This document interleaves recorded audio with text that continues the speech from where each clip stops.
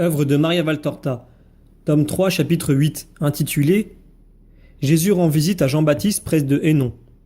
Vision du 27 avril 1945. Le clair de lune est si net que les moindres détails du sol sont visibles. Les champs de blé en herbe ressemblent à des tapis de peluche vert argenté, striés par les rubans sombres des sentiers et gardés par les arbres, tout blanc du côté de la lune, tout noir à l'opposé. Jésus marche d'un pas sûr, tout seul. Il suit très rapidement son chemin jusqu'à ce qu'il trouve un cours d'eau qui descend en gargouillant vers la plaine en direction nord-est. Il le remonte jusqu'à un endroit solitaire près d'une pente boisée. Il tourne encore, grimpe un sentier et arrive à un abri naturel sur le flanc de la colline. Et se penche sur un homme étendu qu'on distingue à peine sous la clarté de la lune qui éclaire le sentier, mais ne pénètre pas dans la grotte. Il l'appelle. Jean. L'homme se réveille et s'assit, encore tout ensommeillé. Mais il comprend vite qui est celui qui l'appelle et se lève vivement, pour ensuite se prosterner à terre en disant « Comment se fait-il que mon Seigneur soit venu jusqu'à moi ?» Pour réjouir ton cœur et le mien, tu as désiré me voir, Jean. Me voici. Lève-toi, sortons au clair de lune et asseyons-nous pour parler sur ce rocher près de la grotte. Jean obéit, se lève et sort. Mais une fois Jésus assis, il s'agenouille en face du Christ dans sa peau de brebis qui couvre mal son corps très amaigri, renvoie en arrière ses cheveux longs et en désordre qui lui retombent sur les yeux pour mieux voir le Fils de Dieu. Cela fait un très grand contraste. D'un côté Jésus, pâle et blond, aux cheveux soyeux et bien peignés, avec une barbe courte au bas du visage.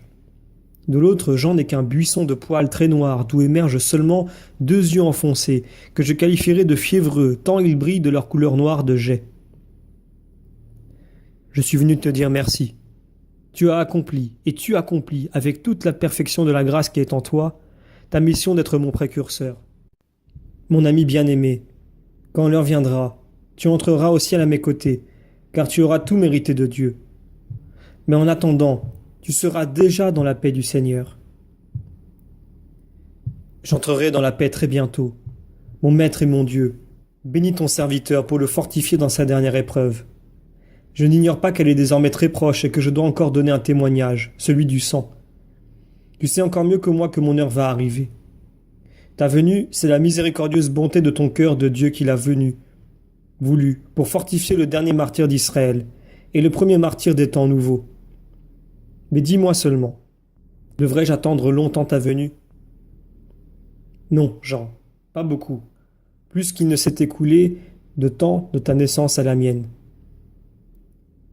Que le Très-Haut en soit béni. Jésus, puis-je t'appeler ainsi ? Tu le peux, en raison des liens du sang et de ta sainteté. Ce nom que prononcent même les pécheurs peut être dit par le Saint d'Israël. Pour eux, il est salut. Pour toi, il se fait douceur. Que veux-tu de Jésus, ton maître et ton cousin ? Je vais mourir. Mais comme un père se préoccupe de ses enfants, je me préoccupe de mes disciples. Mes disciples. Tu es maître et tu sais combien vif est en nous l'amour que nous leur portons. L'unique peine de ma mort, c'est la crainte qu'ils ne se perdent comme des brebis sans berger. Recueille-les. Je te rends les 3 qui sont à toi et qui furent pour moi de parfaits disciples. En t'attendant, toi. La sagesse est réellement présente en eux, en particulier chez Matthias. J'en ai d'autres et ils viendront à toi. Mais ceci permet que je te les confie personnellement. Ce sont les 3 qui me sont le plus chers. Ils me sont chers à moi aussi. Pars tranquille, Jean. Ils ne périront pas. Ni ceux-ci ni les autres qui sont tes vrais disciples.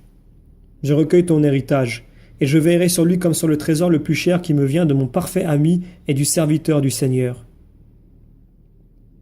Jean se prosterne jusqu'à terre et, chose qui paraît impossible chez un personnage si austère, il pleure, secoué par de forts sanglots de joie spirituelle. Jésus lui pose la main sur la tête.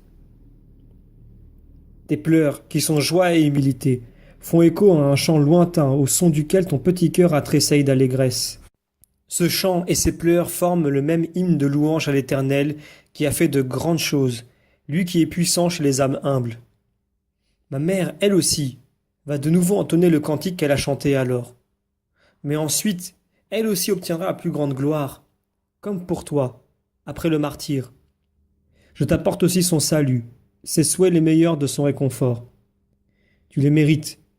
Ici ce n'est que la main du Fils de l'homme qui se tient sur ta tête. Mais du ciel ouvert descendent la lumière et l'amour pour te bénir, Jean. Je n'en mérite pas tant. Je suis ton serviteur. Tu es mon Jean.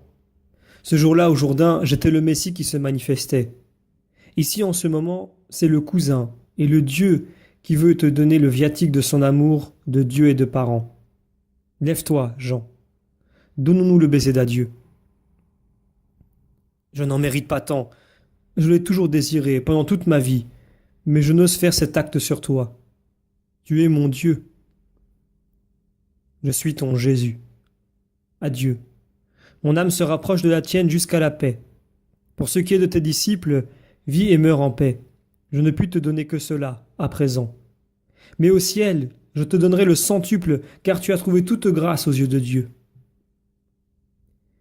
Il l'a revêt, l'a étreint, et ils se sont embrassés sur les joues. Puis Jean s'agenouille encore, et Jésus lui impose les mains sur la tête, et prie en levant les yeux vers le ciel. On dirait qu'il le consacre. Il est imposant.